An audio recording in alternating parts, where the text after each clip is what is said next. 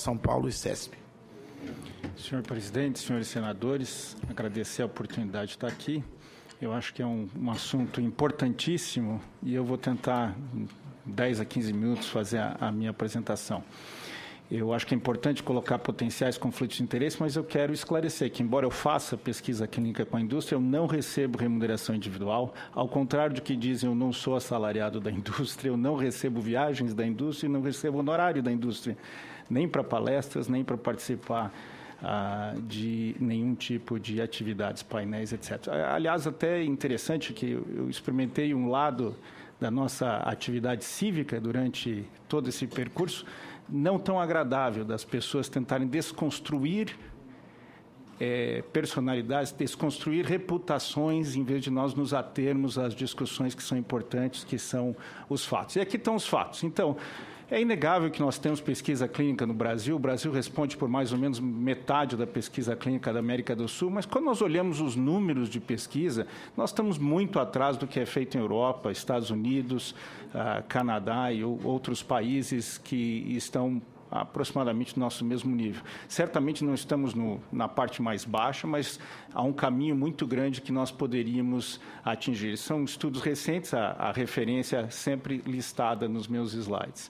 E eu acho que o maior problema da pesquisa clínica no Brasil, e eu concordo com a avaliação da SBPC, aqui nós estamos discutindo mais ensaios clínicos, mas a burocracia afeta a pesquisa clínica como um todo, a burocracia limita o acesso a novas moléculas, dificulta o financiamento da pesquisa que não tem participação da indústria, a gente esquece isso, e recentemente tivemos aí um produto aparentemente promissor no Brasil, com grande dificuldade de ser desenvolvido, porque as exigências financeiras da pesquisa hoje em dia são bastante significativas. Essa burocracia restringe a independência acadêmica, porque o pesquisador acadêmico hoje ele depende, em grande parte, da indústria farmacêutica para manter uma linha de pesquisa. Infelizmente, fica muito difícil uma linha de pesquisa independente. Esse é um efeito perverso da burocracia que, às vezes, é esquecido. E há a paucidade de colaborações internacionais, porque nós estamos nos tornando um país de difícil acesso às pesquisas que têm múltiplos países. Na hora que nossos estudos são aprovados, infelizmente, já estão sendo fechados em outros países. Pode ter mudado recentemente, mas a realidade, eu vou mostrar a vocês que, historicamente, não é essa. O sistema regulatório brasileiro ele é bastante interessante. Alguns países optam por um sistema sequencial de avaliação, outros paralelo. Nós fomos muito criativos, nós temos sistema sequencial paralelo. Então, aqui o projeto entra no Comitê de Ética Local, depois ele é enviado para a Anvisa e para a CONEP. E eu tenho que fazer uma correção, eu acho que numericamente o Dr. Jorge pode estar correto, que a maior parte dos projetos não passam pela CONEP, mas esses não são os projetos relevantes. Projetos com novos medicamentos, projetos com colaboração internacional, projetos que têm o material biológico, todos passam pela CONEP. Então, o que não passa pela CONEP são aqueles estudos de menos relevância científica, infelizmente. São importantes, mas não são os estudos de top, de ponta. Os de ponta hoje passam, certo? E este sistema de duplicidade está cristalizado na última resolução do CNS, a 466. Resolução essa que, quando estava sendo feita, recebeu mais de 2.000 sugestões da comunidade científica. E dessas 2.000, um número ínfimo foi considerado na sua publicação final. Ou seja, não houve sim, se receberam as sugestões, mas não houve um diálogo com a comunidade científica para que ela refletisse o que nós imaginávamos que era possível. Eu não vou ler isso, porque fica repetitivo, mas as atribuições do Comitê de Ética em Pesquisa hoje estão superpostas pelas atribuições dadas à CONEP na Resolução 466 do CNS. E aqui são os tempos de aprovação históricos. Eu não gostaria de me ater somente aos últimos 3 meses, porque é difícil você olhar algo que nós estamos discutindo há quase uma década e fazemos um julgamento baseado no que aconteceu nos últimos 3 meses. Não deixa de ser uma coincidência que, no momento que o PLS 200 começou a andar no Senado, os tempos de aprovação da CONEP dispararam, ficaram dentro do que se esperava. Então, alguma coisa, claro, certamente muita eficiência introduzida na CONEP pelo Dr. Jorge, etc., a gente reconhece o esforço feito, feito, mas é muita coincidência que os tempos despencaram no momento que o PLS começa a tramitar com sucesso dentro da casa. Historicamente, os números estão aí, a referência está aí, e, historicamente, o tempo de aprovação de estudos no Brasil se aproxima de 1 ano. Isso pode ter mudado, mas não é o aspecto histórico. E eu vou trazer alguns exemplos meus, da minha instituição. Primeira submissão à CONEP desse projeto, 28 de junho de 2013. Aprovação, 6 de agosto de 2014. São 14 meses. Eu teria muitos desses para mostrar. Em vez de mostrar todos, eu vou mostrar as barras do tempo de aprovação pela CONEP. Isso não inclui a Anvisa. Isso é o tempo de tramitação na CONEP, dos projetos do Instituto Câncer do Estado de São Paulo, de 2007 a 2013 e depois de 2011, e 2012 agora, depois da aprovação da nova resolução. Isso não inclui, deste ano, foi até o final de 2014. Vocês vejam que, com a introdução da 466, os tempos de aprovação dos nossos projetos na CONEP dobraram, na sua mediana e na sua média. Eu, infelizmente, não tenho os resultados dos últimos 3 meses, isso pode ter mudado, mas, de novo, eu acho que nós temos que discutir qual é a viabilidade do sistema como ele está hoje, no total. Não um esforço que possa ter sido feito nos últimos 3 meses, talvez até para desacreditar a evolução desse PLS dentro do Senado. Pendências que foram levantadas, e isso é importante, porque eu acho que se nós estivéssemos tendo pendências extremamente graves sempre levantadas, isso seria, obviamente, algo que indicaria que os CEPs locais não estavam cumprindo a sua obrigação. Mas eu trouxe algumas pendências relevantes. Por exemplo, nesta, era uma análise, senador, de material biológico arquivado há mais de 4 anos. No entanto, voltou, o termo de consentimento voltou se exigindo, está escrito aí, se exigindo que nós colocássemos os riscos para o participante, de análise de material arquivado há mais de 4 anos. Foi difícil pensar em que riscos o participante teria permitindo que nós usássemos o material arquivado. Tivemos que pensar em alguma coisa. Depois, neste aqui, simplesmente a presença do logotipo da instituição no termo de consentimento foi considerado inapropriado e houve toda uma perda de tempo, de trocas de mensagens entre a CONEP e a instituição para que fossem removidos os logos da empresa participante do estudo, porque isso poderia induzir o participante a aceitar ou não. Eu posso até aceitar isso como sendo razoável se remover, mas disso virá uma solicitação que leva a 1 mês de atraso na abertura do estudo. Esse é outro. Isso aqui aconteceu 3 vezes, e até eu devo reconhecer que a CONEP parou de fazer essa exigência, mas em estudos com risco, na concepção, estavam nos exigindo que nós colocássemos como uma das opções de contracepção a troca para relações homoafetivas, como sendo um método contraceptivo aceitável. Eu não tenho absolutamente nada contra relações homoafetivas, mas elas não são, o seu intuito não é método contraceptivo, isso é uma opção que a pessoa tem com toda a liberdade. Mas eu acho inapropriado colocar isso como uma obrigação. Isso foi apresentado para a nossa instituição 3 vezes. E, finalmente, eu acho que o pessoal da CONEP reconheceu e removeu essas exigências.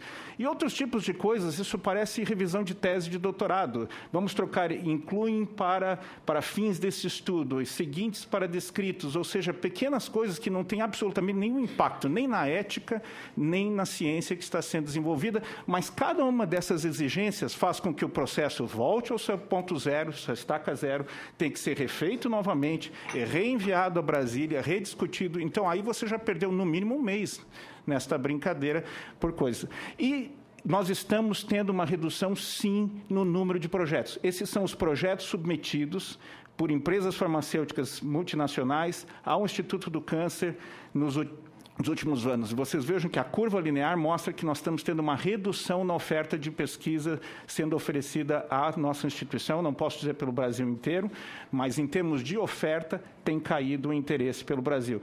E aqui é um exemplo, claro, de um estudo que foi aberto e foi retirado do Brasil pela empresa farmacêutica por causa do tempo regulatório muito excessivo.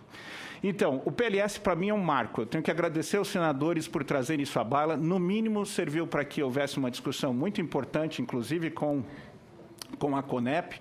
Temos visto as coisas melhorando. Trouxe uma discussão importante para a sociedade como um todo. E eu acho que é muito natural que nós tenhamos um contencioso aqui. É uma área que já tem muitas normas infralegais presentes, mas eu acho que nós podemos usar o rito legislativo para melhorar o que nós temos. Bom, primeiro, opinião dos investigadores clínicos brasileiros. Essa é a produção em câncer do Brasil por instituições, as referências estão embaixo, e vocês vejam que existem algumas instituições que têm o grosso da produção científica em câncer no Brasil. Eu posso dizer que nós reunimos os 40 principais investigadores de muitas dessas instituições e, claro, que nós não temos unanimidade, existe discussão, mas a vasta maioria dos investigadores não está satisfeita com o sistema da forma atual e acha que poderia ser melhorado, e o PLS pode ser uma ferramenta importante para isso.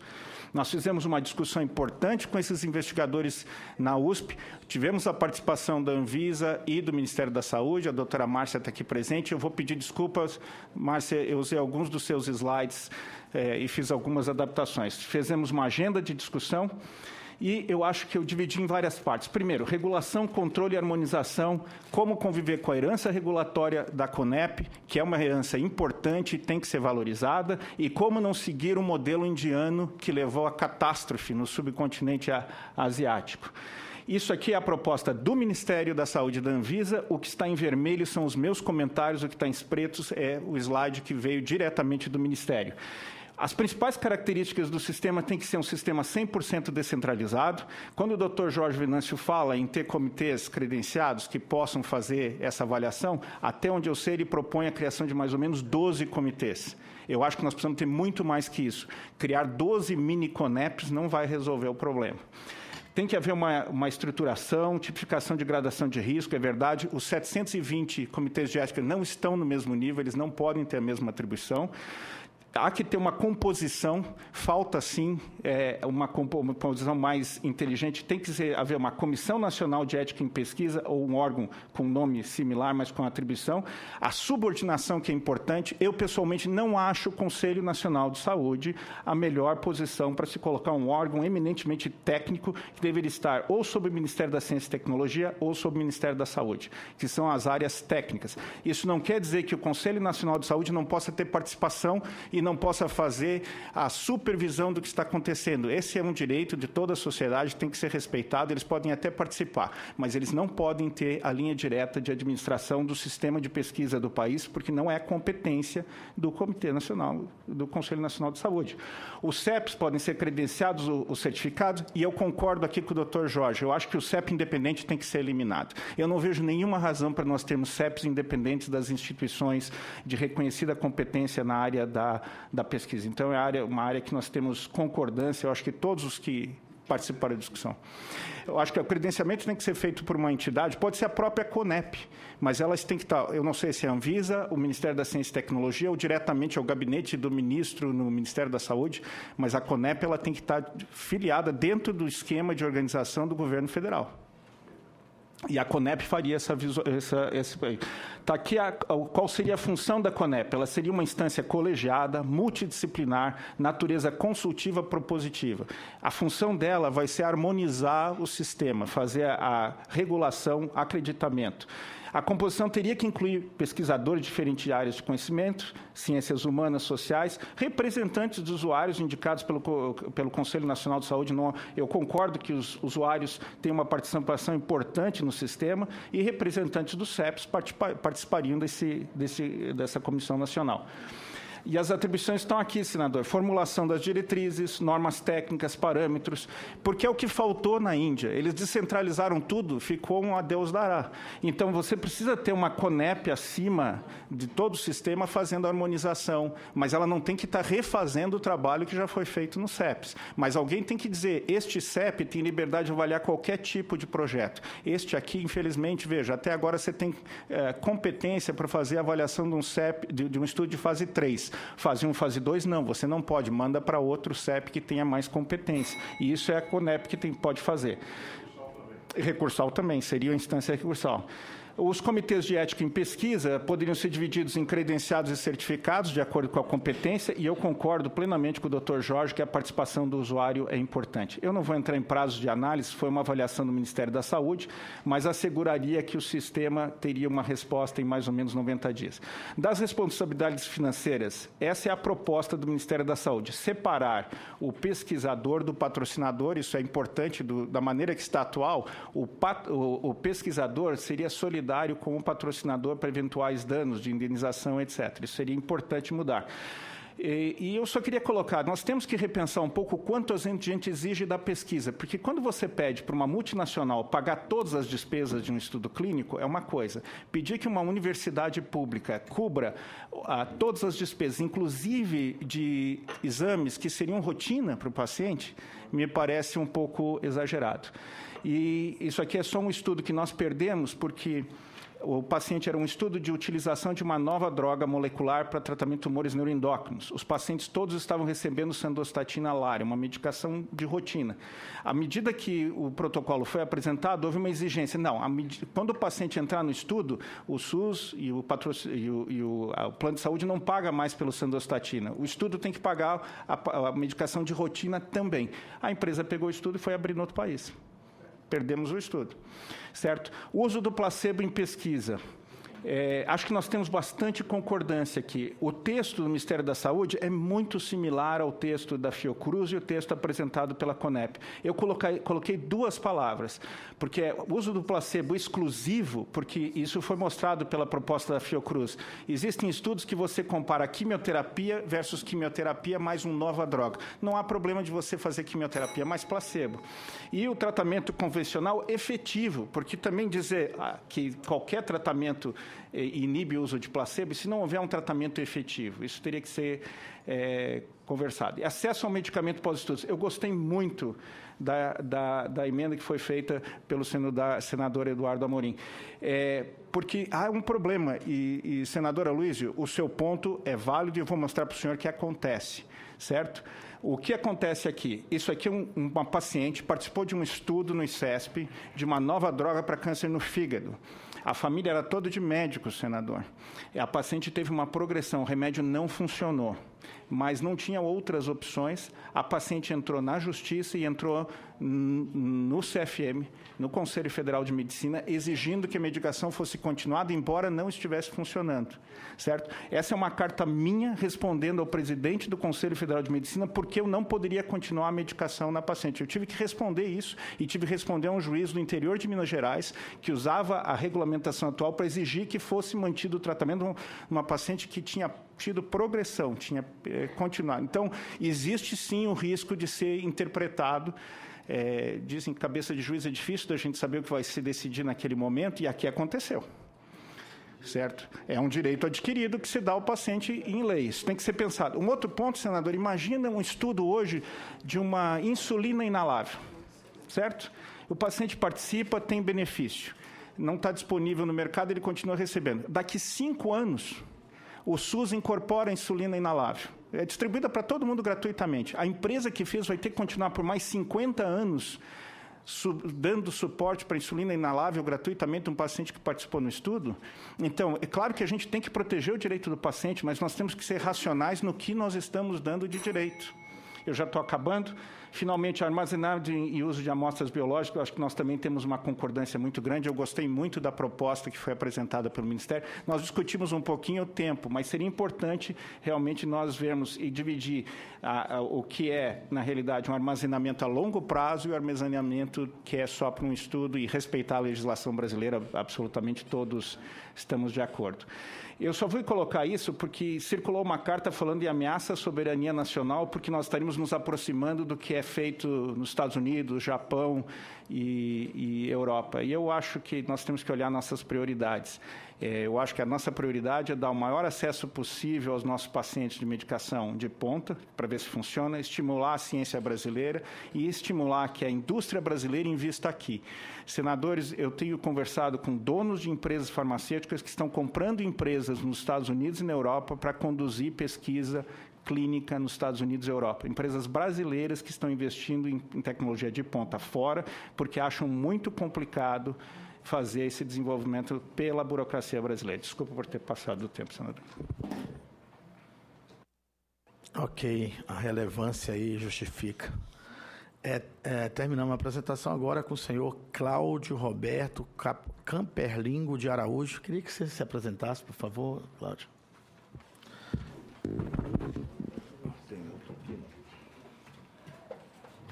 Obrigado.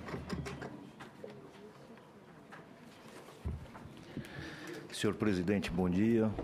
Bom dia aos demais componentes da mesa, em especial a nossa querida representante feminina, a doutora Fernanda Sobral, demais senadores, relator. Eu gostaria de salientar duas coisas. Antes, vou me apresentar aqui. Eu sou advogado, sou professor universitário em Feira de Santana, Bahia, com muito orgulho, apesar de ser filho de São Paulo, capital, nascido na Jurupis 421, em Moema, coração de São Paulo. E tenho muito orgulho de ter virado baiano de Feira, tenho uma menina de 9 anos. Represento pontualmente o Comitê de Ética em Pesquisa em Seres Humanos da Universidade Estadual de Feira de Santana, da qual faço parte com muito orgulho. Represento também o Comitê de Ética em Pesquisa em Seres Humanos do curso de Medicina da Universidade Federal da Bahia, da UFBA, e o Departamento de Bioética desta renomada instituição internacional. Senhoras e senhores, gostaria de situá-los e sensibilizá-los acerca da importância do assunto que é tratado nesta casa. No meu entendimento, humilde entendimento, de forma um tanto corrida, inadequada, me desculpe, data máxima vênia, senhores senadores, esse afã legiferante que estamos tratando aqui tem que ser contido sob pena de ameaçarmos a própria soberania do nosso país. Primeiro, o atual sistema regulatório não protege só o participante da pesquisa. Protege o participante da pesquisa, inicialmente sim, mas numa segunda instância protege o pesquisador e, de fato, vem protegendo, inclusive de uma responsabilização civil e penal, eventualmente, no caso de uma não conformidade em sua pesquisa, causando resultado desastroso, que muitas vezes nem o próprio Comitê de Ética dá conta de entender. Então, nós temos duas equações aí. A garantia do investimento, espero que não só seja internacional, na pesquisa científica, versus a soberania nacional. E outra, o controle efetivo desse participante de pesquisa que não tem voz aqui, não. Não adianta fazer consulta pública, porque aquele cara que está na fila do SUS muitas vezes acha que a pesquisa é condição para ele continuar tendo acesso à saúde pública do nosso país. Então, isso tem que ser esclarecido, sim. Meu avô, Carlino Camperlingo, era um homem humilde, apesar de ter sido aposentado como superintendente do Instituto de Previdência do município de São Paulo, falava uma coisa muito sábia. Algumas vezes a gente, no afã de resolver o problema, coloca a raposa para tomar conta do galinheiro. Me parece que, se não atentarmos a detalhes, principalmente em relação à autonomia privada, à manifestação da vontade de todos os setores, corremos o risco, sim, de colocar a raposa para tomar conta do galinheiro. E outra, é inegável que 20 anos de experiência do sistema CEP-CONEP, e eu vou dar a minha opinião, muito bem conduzido atualmente pelo Dr. Jorge Venâncio, e sua equipe, ele não faz isso sozinho, existem pessoas brilhantes, os grupos de trabalho deviam estar obrigatoriamente aqui nos fornecendo fundamentos.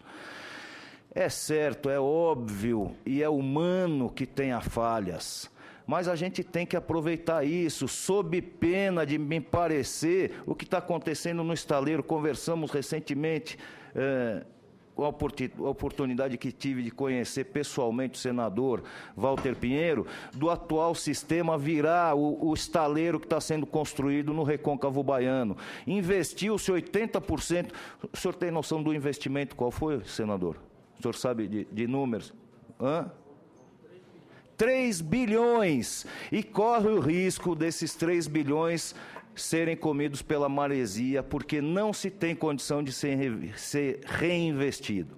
Então, vamos aproveitar o que tem. Não está adequado? É claro que não está adequado, mas a gente não pode simplesmente rasgar 20 anos de experiência do sistema CEP-CONEP sob pena de começar do zero e cometer todas as falhas novamente que a gente já cometeu até aqui.